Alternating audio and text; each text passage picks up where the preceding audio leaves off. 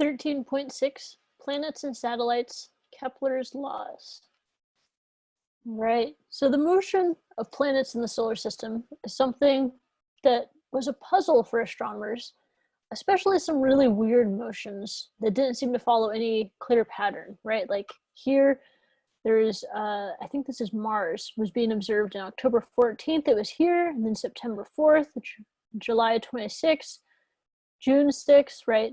Moving backward in time. So it seems to be following this weird loopy-loop pattern. Why would it fly around like that? Does it have its own propulsion system? Is it a UFO?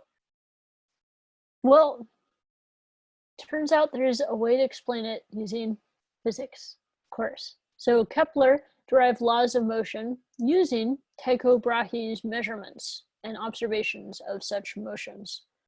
So these are known as Kepler's laws, and they're moving a little bit into astronomy, but we're at least introducing them here. So if you go into astronomy, you get to go more in depth with each of these. All right, the first one is the law of orbits. All planets move at elliptical orbits with the sun at one focus.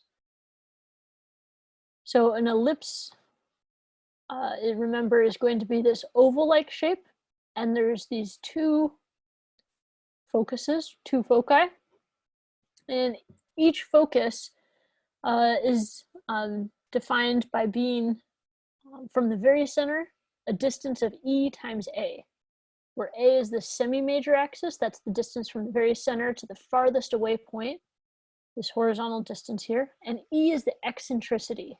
That basically tells you how oval-like your shape is. So an eccentricity of 0 corresponds to a circle. Circle is not eccentric at all. If you have a large eccentricity, then you're super stretched out in your oval shape. And the eccentricity of Earth's orbit is 0.167. So it's nearly circular, right? And you can even look at this figure that came from hyperphysics, and the orbits approximately look circular. They just aren't quite circular, which is why there's some weird observations of things that you might see.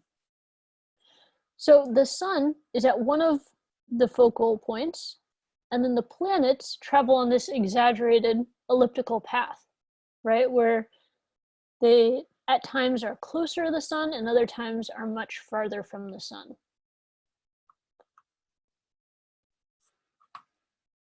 Yes, and R locates exactly where the mass of interest is. So that is our variable R. Okay, our second law from Kepler is the law of areas. A line that connects a planet to the sun sweeps out equal areas in the plane of the planet's orbit in equal time intervals. That is, the rate dA dt at which it sweeps out area is constant.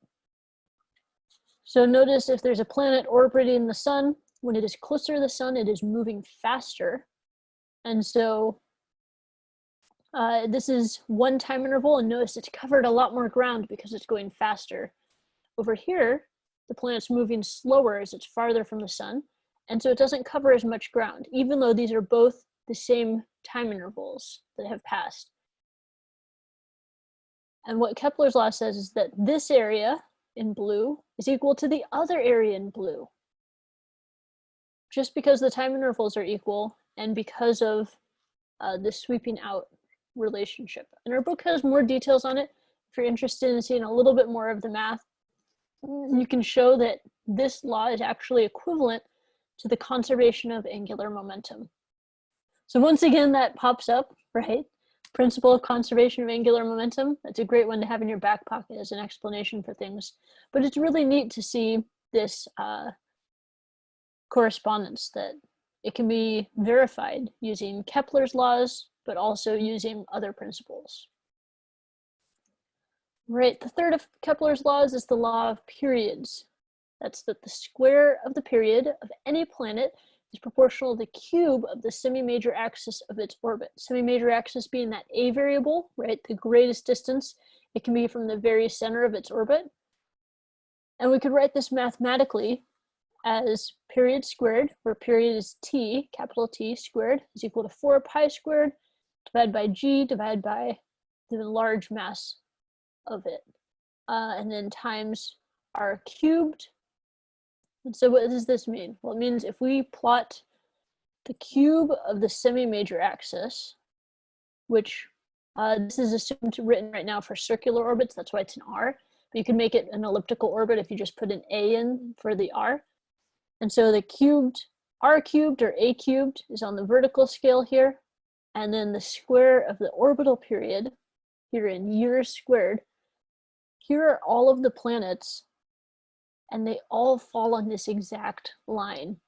It's remarkable. They follow this law of periods, right? We can look at mathematically calculating it for each of them, and we find that based on their semi-major axis and the period in years, this t squared over a in kind of funny units of 10 to the minus 34 years squared per meters cubed, whatever, it always comes out to just about 2.99, right? Just under 3. And it's very, very close for all of them. So they're following this amazing law of periods. And those are the 3 Kepler's laws. So the most important one I'd say is that we have an equation for how the period relates to the semi-major axis. That's Kepler's 3rd law. And then just understanding the idea of the elliptical orbit and the different quantities that we saw in the 1st law. And there you have it.